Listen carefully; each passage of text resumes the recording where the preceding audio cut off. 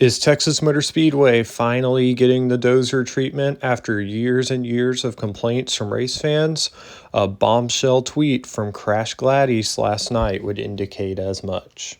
The tweet stated that Texas Motor Speedway is set to blow up or reconfigure their layout after the 2023 season to support a better racing product. Additionally, Gladys indicated that IndyCar may or may not be included in these future plans for Texas Motor Speedway, putting the venue's annual IndyCar event in question. Texas is the longest tenured oval on the IndyCar Series schedule other than the Indianapolis Motor Speedway, as it has hosted at least one IndyCar Series event since 1997, which was the debut season of the Speedway. Throughout its tenure hosting IndyCar events, Texas Motor Speedway has become known for its high-octane pack-style racing and frequent photo finishes in comparison to other venues. However, since the now infamous repave that took place at the Speedway in early 2017, the quality of racing has dropped drastically, as drivers now find it hard-pressed to pass each other at all, much less run in a pack. The damage to the racing product was not just limited to IndyCar, however, as the NASCAR races quickly became single-file parades upon this repave.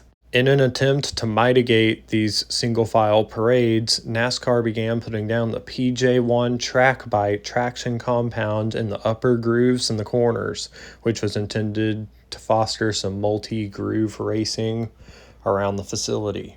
However, this traction compound had the opposite effect as the racing became even worse due to the inability to pass on the bottom, and these races basically became single-file parades up in the traction compound. Additionally, the IndyCar racing was flat out ruined at the Texas Motor Speedway due to this PJ1, as it was essentially a death wish for the IndyCar drivers if they hopped up into this PJ1, as their cars would pretty much immediately wreck hard into the outside wall.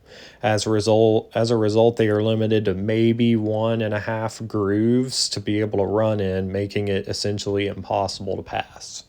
Despite this attempt by NASCAR to save the track for themselves, IndyCar has still managed to put on a better show than NASCAR, despite the track being effectively ruined for them, as their drivers have managed to work around the PJ1 and have still been able to put on a solid show. After many years of complaints from fans of both series, it looks like the Texas Motor Speedway has finally decided to correct what they did wrong with this facility and completely reconfigure or at least repave it.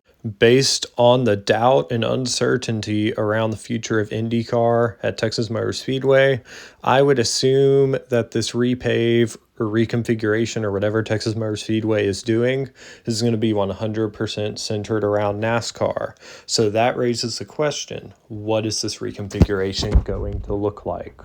Do they simply go back to the old layout of Texas Motor Speedway that they had before the repave in 2017, where turns 1 and 2 are essentially identical to turns 3 and 4 and can foster some great racing for both NASCAR or IndyCar?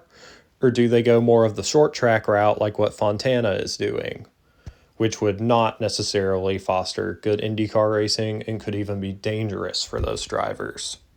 Or does Texas Motor Speedway go more the route of what Atlanta Motor Speedway did and convert the 1.5 mile quad oval into a super speedway that would foster similar racing to what you see at Daytona and Talladega every year for NASCAR?